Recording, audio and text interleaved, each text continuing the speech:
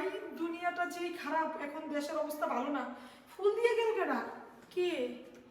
আল্লাহ, কাউরে তো দেখতেছি না।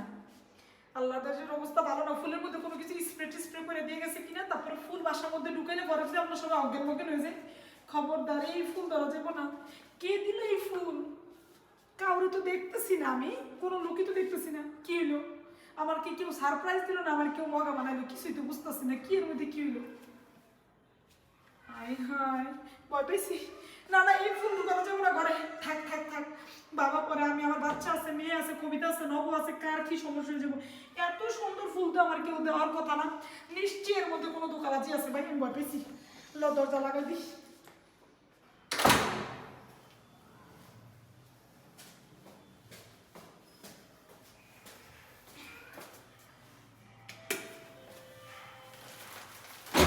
আমার কি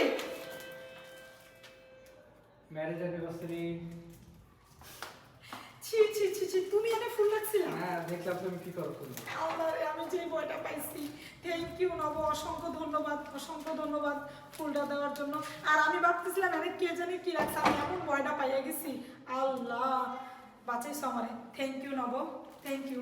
তোমাকে happy anniversary. Thank you. Thank you. ফুলটা অনেক পছন্দ হয়েছে, বাট আমি তো ভয় পেয়ে গেছি। আল্লাহ রে আল্লাহ, কি যে ভয় পাইছি।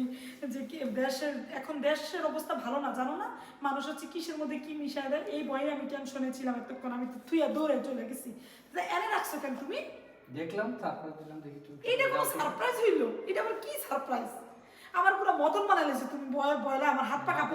অন্য কেউ দিয়ে গেছে কিনা এটা ভাবো কিনা একদম ভাবো। অন্য কেউ আবার কে দিয়ে যাবো আমারে? আমি তো ভয় পেতেছিলাম যে কে কি হইলো। আচ্ছা যাই হোক, অসংখ্য ধন্যবাদ। I love you.